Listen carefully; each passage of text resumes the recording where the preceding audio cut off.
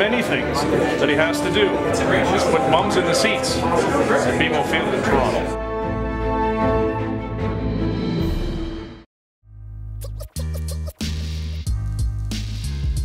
Randy Ambrosie, CFL Commissioner. Does it sound correct? Yeah, well, I'll tell you, it's taken a little bit of time to get used to it, but it's a nice feeling and sure it makes me happy. Do you watch the games differently now that you're the commissioner? First of all, I spend a lot of my time watching the offensive line and defensive line, and I think that will always be part of my experience I have watching a game. But you know, now I'm thinking about the game and thinking about the business of the game, and I'm thinking about the fan experience, and I'm wondering in my mind as I'm watching, what's everyone else seeing, and are they enjoying it as much as I am? And so I suppose, yes, in a way I am thinking about it differently than I have in the past. There's one part of the country where that fan experience isn't present right now, and that's out east. A 10th team. Is that a priority for you at all? It's a priority in this context. My view on any kind of business success and opportunity is that it comes when you've earned it. And I think we're going to earn that success when our teams are just cooking with full power. And I don't think the league has ever been stronger.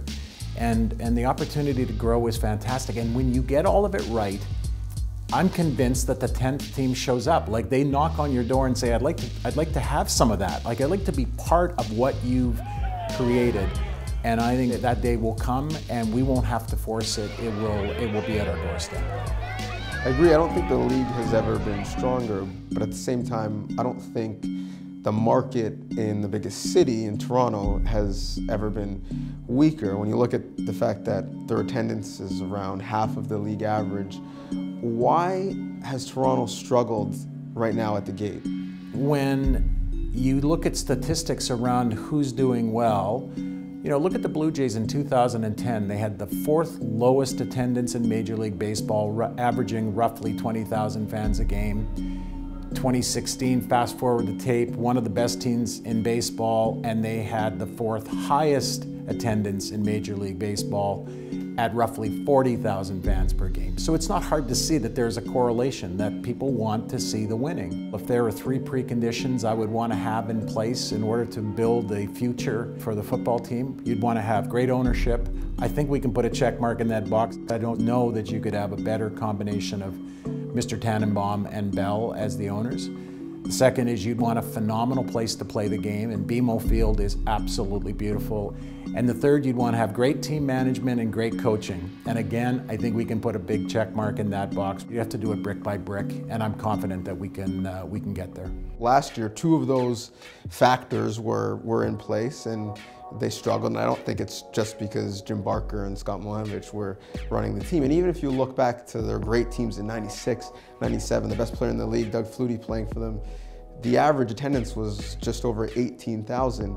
What makes you so confident you can get it right when historically there's been a lot of smart people who haven't been able to get it right? I think your assessment is fair. The thing is, they were also playing in what I would call a suboptimal venue for football. BMO Field, when I think about it and look at it, is the perfect place for a football game to be played. And I'm not criticizing the Sky Dome, if Sky Dome is what it is, but I don't think it was perfect for the football, to create a football environment. And I think, like everything, people have choices. The consumer is very powerful. And so you have to give them as many of the ingredients as you possibly can to attract them to the entertainment. I just think now we've got all the pieces of the puzzle in place where perhaps in the past we were missing 1 or 2. The thing that puzzles me is just 50 minutes down the road, you have Hamilton with a thriving young fan base. Is there a tangible difference between the 2 situations that have allowed Hamilton to succeed and thrive at a time when Toronto hasn't been able to? Well, in part, it's because Scott Mitchell and Bob Young have been at it for a while. So, when Mr. Young bought that franchise, it wasn't an overnight success. In fact, I think that's part of the problem, is we just don't remember things in a sequence, that they didn't flip a switch and have that kind of success in Hamilton. Part of the answer is you need some time to make it all work.